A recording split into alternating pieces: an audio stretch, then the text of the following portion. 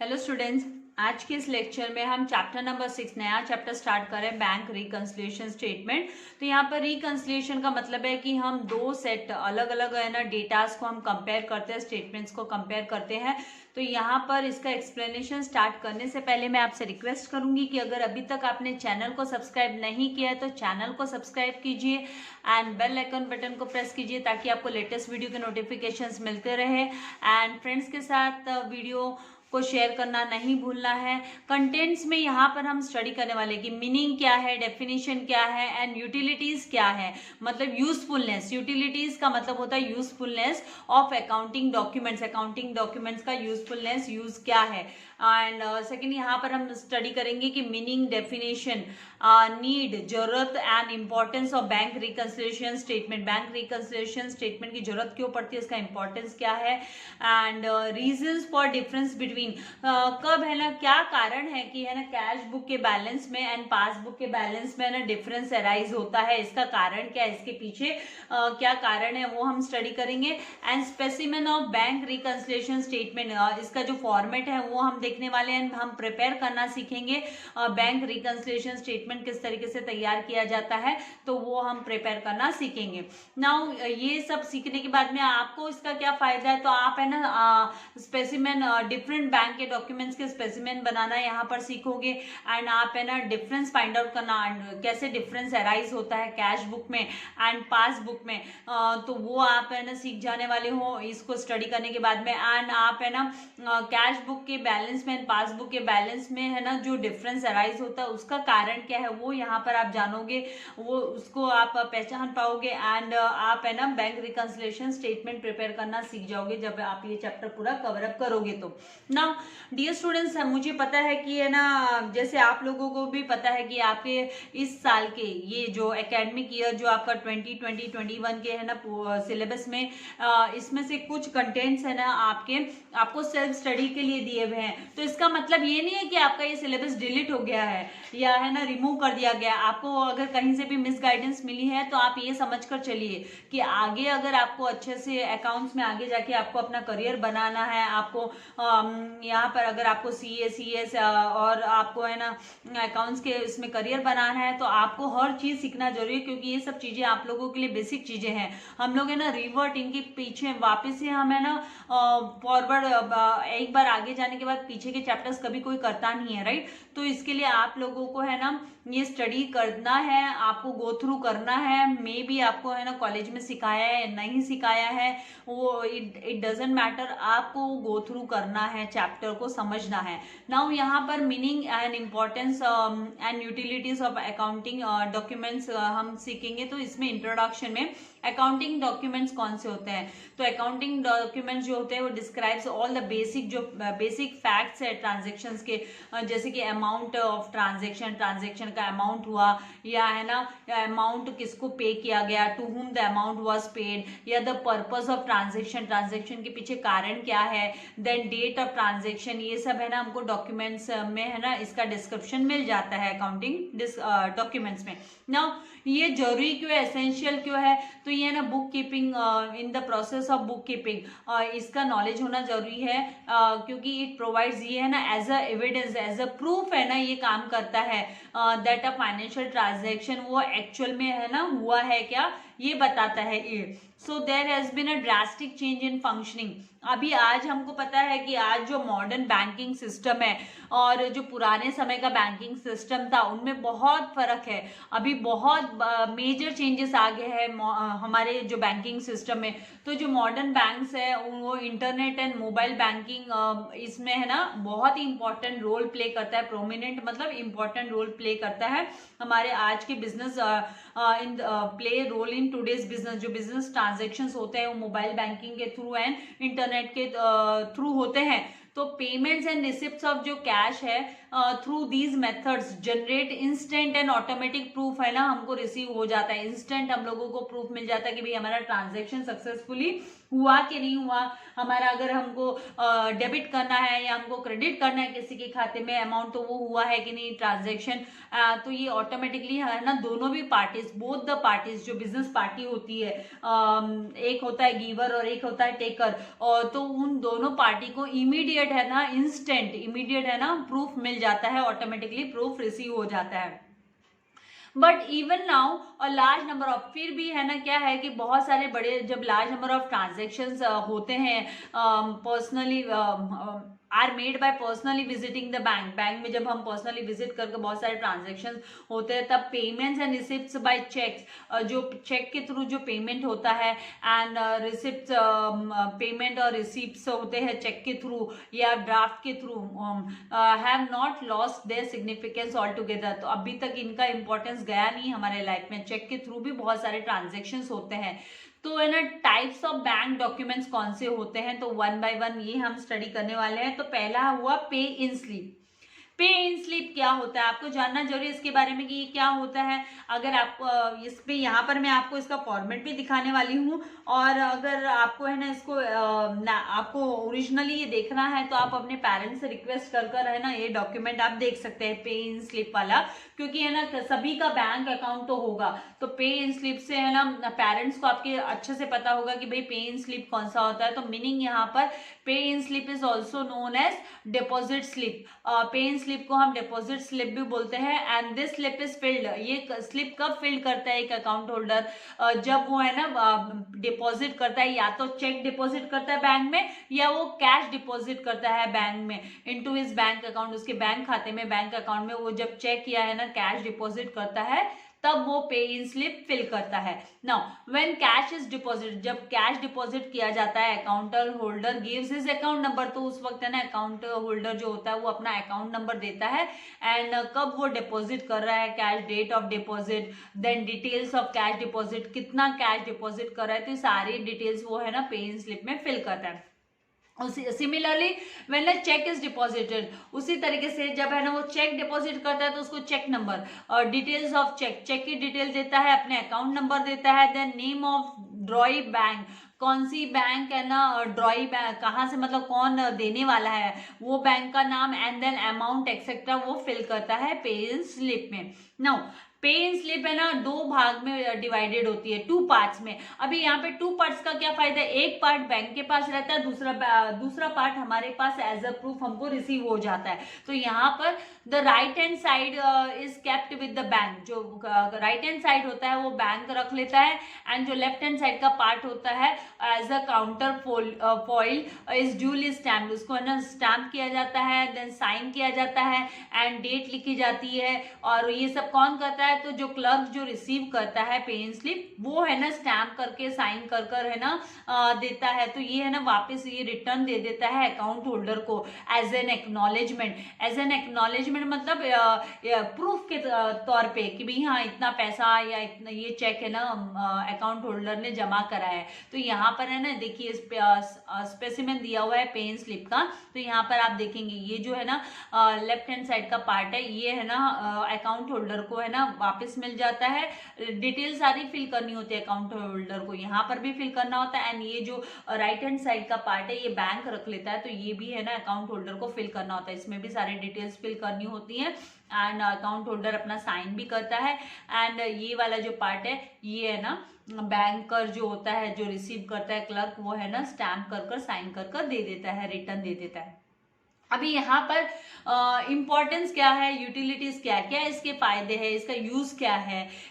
तो यहाँ पर ये जो अकाउंट फैसिलिटेट्स, ये जो पे इन स्लिप है ये है ना हेल्प करता है, फैसिलिटेट करता है टू डिपॉजिट कैश और चेक। जब हमको कैश जमा कराना है हमारे खाते में, या चेक हमको जमा कराना है हमारे खाते में, जमा कराना मतलब जब हम क्रेडिट कराते हैं, बैंकिंग उसमें क्रेडिटेड मतलब बैंक खाते में आ गया, क्रेडिटेड। और तो यहाँ पर जब क्रेडिट करना होता है हमको हमारे बैंक अकाउंट में, तो हमको है ना पे इन स्लिप की जरूरत होती है, इसका इंपॉर्टेंस है, उसका यूज है वहां पर। Then entries in the respect of cheque, cash और cheque deposited into bank are recorded in the books of accounts. और है ना जो बुक्स, अभी यहाँ पर अकाउंटेंट के लिए क्या फायदेमंद है, अकाउंटेंट के लिए ये जो पे इन स्लिप है एज अ प्रूफ काम करता है कि बैंक अकाउंट में पैसा जमा कराया गया है, चेक जमा कराया है या पैसा जमा कराया है, तो इसके आधार पर ऑन द बेसिस मतलब इसके आधार पर जो है ना अकाउंटेंट है वो एंट्री ट्रांजैक्शन रिकॉर्ड करता है। देन काउंटर फॉइल और acknowledgement acts as a legal evidence. तो ये जो है ना, मतलब काउंटर फॉइल मतलब ये जो रिटर्न दे देते हैं स्टैम्प साइन, स्टैम्प करने के बाद में, साइन करने के बाद में जो क्लर्क रिटर्न देता है, वो as a acknowledgement, as a proof, legal evidence के रूप में वो काम आता है। अगर दो पार्टीज के बीच में कोई प्रॉब्लम अराइज हो गई, उनमें मतभेद हो गया, राइट, तो उस केस में है ना ये एज अ लीगल एविडेंस भी काम करता है। नाउ यहाँ पर कंटेंट्स में क्या क्या है, तो पे इन स्लिप में कौन कौन से पार्ट्स इंक्लूडेड है, क्या क्या कंटेंट्स है इसके, तो सेम कंटेंट्स है ना, on the left hand side and right hand side दोनों भी साइड है ना सेम कंटेंट्स अपीयर करते हैं, मतलब दिखाई देते हैं पे इन स्लिप में। तो नेम ऑफ बैंक, बैंक का नाम, ब्रांच एंड एड्रेस, एंड उसके बाद में डेट ऑफ ट्रांजेक्शन, कौन सी तारीख को है ना ये कैश जमा किया जा रहा है या चेक जमा किया जा रहा है, तो वो date, and amount deposited in figures, figures में हम अमाउंट लिखते हैं एंड हम वर्ड्स में भी अमाउंट लिखते हैं। कैश है तो कैश का भी फिगर्स एंड वर्ड्स में आएगा, चेक है तो चेक का भी फिगर्स एंड वर्ड्स दोनों में ही अमाउंट, मतलब अमाउंट फिगर्स एंड वर्ड्स में लिखना होता है। The name of account holder, किसके अकाउंट में हम क्रेडिट कर रहे हैं, तो उस बंदे का नेम एंड नेम उसका होता है, देन अकाउंट नंबर भी उसी बंदे का जिसका अकाउंट है, जिसके खाते में जमा करा रहे हैं उसका account number, then type of account, ये सेविंग अकाउंट है या करंट अकाउंट है तो वो type of account, then details of denomination, denomination मतलब 100 रुपए का नोट कितने जमा करा रहे हो, 200 रुपए के नोट कितने जमा करा रहे हो, 500 रुपए के कितने, तो और 2000 के कितने, तो यहाँ पर मतलब अगर है ना कोई 5000 रुपया जमा करा रहा है तो 2000 के नोट, और है ना 500 के नोट और एक 500 का नोट है, 100 रुपए के नोट और 5 ये एक 500 का नोट है, तो इस तरीके से मतलब डिटेल जो हम फिल करते हैं उसको डिनोमिनेशंस बोलते हैं। जब हम कैश जमा कराते हैं तो हमको है ना डिनोमिनेशन, कितने आप 100 के नोट दे रहे हो, कितने 200 के दे रहे हो और कितने 2000 के नोट से, उसे अकॉर्डिंगली हम है ना एंटर करते हैं। देन डिटेल्स ऑफ चेक, अगर हम चेक डिपॉजिट कर रहे हैं हमारे तो फिर है ना हमको चेक की डिटेल देनी होती है। Then details of drawee bank, कौन सी बैंक से ये चेक है ना क्लियर होके आने वाला है, तो वो बैंक का नाम, then PAN card number if the amount of deposit is more than 50,000, अगर 50,000 से ज्यादा का डिपॉजिट कर रहे हैं हम, जमा कर रहे हैं, तो फिर है ना पैन कार्ड नंबर भी लगता है। तो इस तरीके से ये डिटेल्स कंटेंट्स है जो आपको पता होने चाहिए। जैसे ये पहले भी मैंने आपको दिखाया, ये पे इन स्लिप का आपका जस्ट फॉर्मेट है। Then in modern times a cheque along with duly filled pay in slip can be simply dropped into, आजकल क्या करते हैं हम लोग, ऐसा नहीं है कि काउंटर पे ही देते हैं, आजकल क्या हो गया है कि बहुत सारे ट्रांजेक्शन्स होने लगे हैं बैंक में, तो क्लर्क्स भी बहुत बिजी रहते हैं, तो एक ड्रॉप बॉक्स भी बनाया हुआ है, तो उस ड्रॉप बॉक्स में हम है ना ये जो बैंक फॉर कलेक्शन के लिए हम है ना ये चेक के लिए, हाँ ये कैश के लिए नहीं है, कैश को ड्रॉप बॉक्स में नहीं डलवाते, अगर चेक आप डाल रहे हो तो पे इन स्लिप के साथ along with the pay in slip आप है ना ड्रॉप बॉक्स में इसको डाल सकते हो। नाउ नेक्स्ट यहाँ पर है विड्रॉवल स्लिप। अभी विड्रॉवल वर्ड ही आपको बता रहा है कि भाई रिमूव करना, रिमूविंग फंड्स, विड्रॉ करना, तो यहाँ पर withdrawal means removing funds from a bank, bank से है ना आप फंड रिमूव कर रहे हो। Form which is to be filled for, जो फॉर्म हम फिल करते हैं विड्रॉ करने के लिए पैसा, तो उसको विड्रॉवल स्लिप बोला जाता है और फॉर्म बोला जाता है। स्लिप मतलब form, so withdrawing money from bank is known as withdrawal slip और फॉर्म। नाउ यहाँ पर a copy of this document, ये डॉक्यूमेंट की जो कॉपी है is not available to record the transaction in the books of accounts but it is reflected in the passbook, लेकिन इसकी जो कॉपी है वो हमको नहीं अवेलेबल नहीं होती, लेकिन ये हमको है ना पासबुक में इसकी एंट्री दिखाई देती है, it reflects in the passbook. Now importance and utilities, तो इसका फायदा क्या है, इसकी यूटिलिटी क्या है, यूजफुलनेस क्या है, तो ये जो डॉक्यूमेंट है, this document is use by the account holder, इसको अकाउंट होल्डर यूज करता है with in the bank, bank में ही यूज करता है, ओनली टू विड्रॉ मनी, खाली मनी विड्रॉ करने के लिए यूज करता है। नाउ अकाउंट होल्डर क्या करता है, साइन करता है on the face of the slip, slip के ऊपर साइन करता है, and back side of the slip के बैक साइड में भी वो साइन करता है, एंड सिग्नेचर जो होते हैं अकाउंट होल्डर के इज मैच्ड विथ हिज और हर स्पेसिमेन सिग्नेचर, उसकी जो स्पेसिमेन सिग्नेचर जो बैंक के पास उसने दिया हुआ है पहले से रिकॉर्ड में बैंक के रिकॉर्ड में जो उसके सिग्नेचर होते हैं वो सिग्नेचर मैच कर कर ही उसको क्लर्क पैसा देता है बंदे को जो पैसा विड्रॉ कर रहा है। क्यों ऐसा करते हैं? ताकि कोई भी है ना मिस मैच अगर हुआ तो फिर पैसा रिसीव नहीं होता। तो अवॉइडिंग माल प्रैक्टिसेस, मतलब कोई भी घपला ना हो, आपके नाम पर कोई और दूसरा पैसा निकाल के ना ले जाए, इसीलिए है ना मैच किया जाता है सिग्नेचर, स्पेसिमेन सिग्नेचर के साथ में। अगर है ना सिग्नेचर में गड़बड़ी लगती है और तो फिर उस वक्त अगर आप खुद सेल्फ आप विड्रॉ कर रहे हो तो फिर आपको बैंकर है वो सामने सामने सिग्नेचर करवा के लेता है। नाउ इसमें कौन कौन से कंटेंट्स होते हैं? तो name of the bank and branch, branch कौन सी ब्रांच से आप विड्रॉ कर रहे हो तो उस बैंक का नाम और ब्रांच का नाम, and then date of transaction, कौन सी डेट को आप है ना रिमूव कर रहे हो, then account holder's name, account holder का नाम, then account number and type, कौन से टाइप का अकाउंट है, अकाउंट नंबर, सेविंग अकाउंट है कि करंट अकाउंट है, then amount in figures, figures में एंड वर्ड्स में अमाउंट आपको फिल करना होता है, and then the signature of the account holder. अब यहाँ पर भी है ना कंडीशन है, इफ द अमाउंट ऑफ, ये इस तरीके का क्वेश्चन आपको फिलअप में आ सकता है। तो यहाँ पर if the amount of withdrawal is more than 50,000, 50,000 से ज्यादा का विड्रॉवल अमाउंट है तो account holder has to submit a photocopy of his PAN card, तो उसको पैन कार्ड की फोटोकॉपी सबमिट करनी होती है। अभी यहाँ पर cheque can also be use to withdraw cash. हाँ, ऐसा नहीं कि आपको है ना विड्रॉवल स्लिप ही भरना है, आप है ना चेक भी लेके जा सकते हो, चेक भी आप यूज कर सकते हो विड्रॉ करने के लिए cash from the bank by the account holder. तो चेक का भी यूज किया जाता है, चेक को फिल कर कर हम सेल्फ लिखते हैं उसमें, सेल्फ फॉर सेल्फ करके। नाउ यहाँ पर फॉर्मेट जो है कैश विड्रॉवल स्लिप का, पैसे जो निकालने के लिए, पैसे काढवायचे, चलन, नकद, आहर्ता, पर्ची, ये हिंदी में लिखा हुआ है। तो ये है ना नकद मतलब कैश, तो यहाँ पर ये जो फॉर्मेट है वो कैश विड्रॉवल स्लिप का फॉर्मेट है। नाउ नेक्स्ट यहाँ पर जो कंटेंट वो है बैंक पासबुक को लेकर। अभी बैंक पासबुक ये भी एक इसका डॉक्यूमेंट है। तो यहाँ पर मीनिंग पासबुक क्या है, इज अ कॉपी, ये कॉपी है और हम बोल सकते हैं कि एक्सट्रैक्ट है, लेजर अकाउंट्स के एक्सट्रैक्ट है, जो अकाउंट होल्डर का लेजर अकाउंट है बैंक में उसका एक्सट्रैक्ट हुआ appearing in the books of bank, bank के बुक में जो उसका ट्रांजेक्शन रिकॉर्ड होता है, लेजर अकाउंट बनाया जाता है तो उसका ही एक है ना हिस्सा है, एक्सट्रैक्ट है, कॉपी है, उसकी कॉपी है। So in this the bank क्या करती है, प्रोवाइड करती है अकाउंट होल्डर को with the details of all ledger entries कि भाई कितना पैसा क्रेडिट हुआ, कितना डेबिट हुआ। तो ये है ना बैंक पासबुक में ये ट्रांजेक्शन्स है ना दिखाई देते हैं। इन द बुक्स ऑफ बैंक में, बैंक के बुक में जो जो ट्रांजेक्शन्स क्रेडिट और डेबिट के हैं तो वही पासबुक में है ना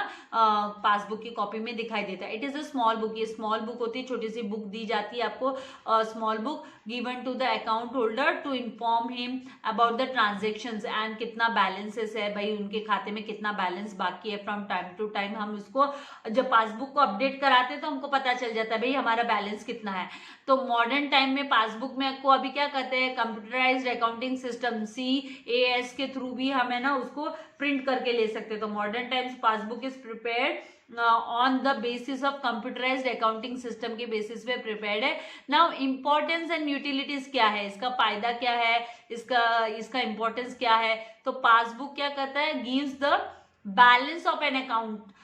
कितना भाई ना खाते में पैसा कितना है, आपका बैलेंस कितना है ऑन अ पर्टिकुलर डेट, तो ये बैलेंस बताता है। Then it acts as a documentary evidence, ये है ना डॉक्यूमेंट प्रूफ हो गया ना, डॉक्यूमेंट्री प्रूफ हो गया, एक्नॉलेजमेंट हो गया, which can be produced in the court. अगर कोई डिस्प्यूट होता है, इन केस कोई प्रॉब्लम अराइज होती है, एक पार्टी ने है ना चेक है ना डिपॉजिट किया हमारे खाते में और है ना वो चेक है ना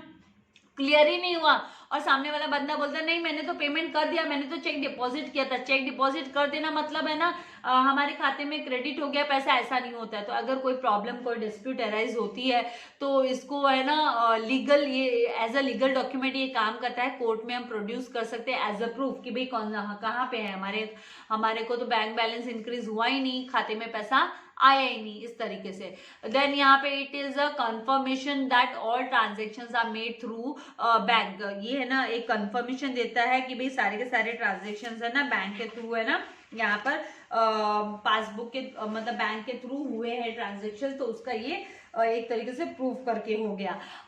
देन यहाँ पर कौन कौन से कंटेंट्स होते हैं, तो name of the bank and branch, कौन सी ब्रांच है जिसमें आपका अकाउंट है, और बैंक का नाम, देन यहाँ पर एड्रेस एंड टेलीफोन नंबर होता है बैंक का, then full name of account holder का नाम होता है और अकाउंट होल्डर का एड्रेस भी होता है इस पासबुक में, देन टाइप ऑफ अकाउंट होता है। तो ये पासबुक में ना आप अपने मम्मी डैडी से पूछ के और उनके जो बैंक अकाउंट की पासबुक होगी वो पासबुक देखिएगा, गो थ्रू कीजिएगा। Now account number and customer ID भी इसमें लिखा होता है, customer ID, then photo of account holder, then IFSC. ये आईएफएससी क्या होता है, ये कंपल्सरी है, अभी आईएफएससी कोड रहना ही चाहिए। तो ये इंडियन फाइनेंशियल सिस्टम कोड है, this is called Indian financial system code. अभी के चेक्स पे है ना, अगर आईएफएससी कोड नहीं है तो फिर वो चेक नहीं चलता है, दैट इज नॉट वैलिड। और है ना, आपका नाम भी होना चाहिए चेक पे, मतलब जिसका अकाउंट है उसका, अगर किसी फर्म का अकाउंट है तो फर्म का नाम होगा, करंट अकाउंट जब होता है बिजनेस का तो। एंड अगर आपका सेविंग अकाउंट का है तो सेविंग आपका जो नाम है वो वहां पे होना चाहिए। देन ये जो आईएफएससी कोड क्या होता है, तो it is an alpha numerical code. ये अल्फा न्यूमेरिकल कोड है, मतलब इसमें अल्फाबेट्स भी होते हैं, नंबर्स भी होते हैं, न्यूमेरिकल कोड है that facilitates electronic funds transfer. तो ये ना आपको जब आईएमपीएस करना है, एनईएफटी करना है, national electronic fund transfer, then RTGS करना है, रियल टाइम ग्रॉस सेटलमेंट जिसको बोलते हैं, तो ये इसके लिए भी ये यूज होता है numbers, IFSC code. Then columns for date, date के लिए column, then particulars, then cheque number, then amount withdrawn, कितना अमाउंट विड्रॉ हुआ, अमाउंट डिपॉजिटेड, कितना अमाउंट डिपॉजिट हुआ, बैलेंस क्या है, बैंक ऑफिसर्स के सिग्नेचर, ये सब पासबुक में दिखाई देता है। तो ये जस्ट यहाँ पर एक पेज है जहाँ पे पासबुक में आपका मतलब डेट, पर्टिकुलर्स, चेक नंबर, कितना विड्रॉवल हुआ। तो विड्रॉ करना मतलब डेबिट, विड्रॉ मतलब यहाँ पे ये डीआर मतलब डेबिट, डीआर का मतलब है डेबिट। तो विड्रॉ होना मतलब आपके बैंक अकाउंट से पैसा निकल गया है, आपका बैंक बैलेंस डिक्रीज हो गया तो डेबिट होना। एंड जब आपके बैंक बैलेंस इंक्रीज होता है तो मतलब क्रेडिट होना, बैंक बैलेंस इंक्रीज होना मतलब अमाउंट डिपॉजिट हुआ है, क्रेडिट होना। एंड आपका बैलेंस मतलब है ना, डेबिट क्रेडिट के बाद में कितना बैलेंस बच गया, देन सिग्नेचर, इनिशियल से बैंक ऑफिसर्स के सिग्नेचर। नाउ यहाँ पर जस्ट आपको बताया कि passbook appeared in 18th century, ये ना 18th सेंचुरी में पासबुक मतलब यूज में आ गया था, allowing customers to have transaction information की भी है ना, कस्टमर को अपने ट्रांजेक्शन्स के डिटेल्स इंफॉर्मेशन पता होनी चाहिए कि उसने कितने विड्रॉवल्स किए, कितने डिपॉजिट्स किए, उसका बैंक बैलेंस क्या है, in their own hands for the first time and prior to this, इसके पहले customers had no history of their, इससे पहले 18th सेंचुरी के पहले ना कस्टमर्स को उनका डिपॉजिट कितना किया है, विड्रॉवल्स क्या है, उसका डिटेल्स उनको नहीं पता था। Today bank statement can be viewed on lines, अभी है ना बैंक स्टेटमेंट्स भी है ना भेजते हैं बैंक्स, तो बैंक स्टेटमेंट भी आगे यहाँ पर हम बैंक स्टेटमेंट के बारे में भी स्टडी करने वाले हैं। आज के इस लेक्चर में मैं आप लोगों को यहीं तक, पासबुक तक ही मैं आपको एक्सप्लेन करूंगी। नेक्स्ट लेक्चर में हम है ना बैंक स्टेटमेंट्स के बारे में एंड आगे जो कंटेंट्स है उनको स्टडी करेंगे। तो आपको अपने फ्रेंड्स के साथ शेयर करना नहीं भूलना है एंड लाइक करना है, सब्सक्राइब नहीं किया तो सब्सक्राइब कर बेल आइकन बटन को तुरंत प्रेस कर लेना है ताकि लेटेस्ट वीडियो के नोटिफिकेशंस आपको मिलते रहे। Thank you very much, God bless you all dear students.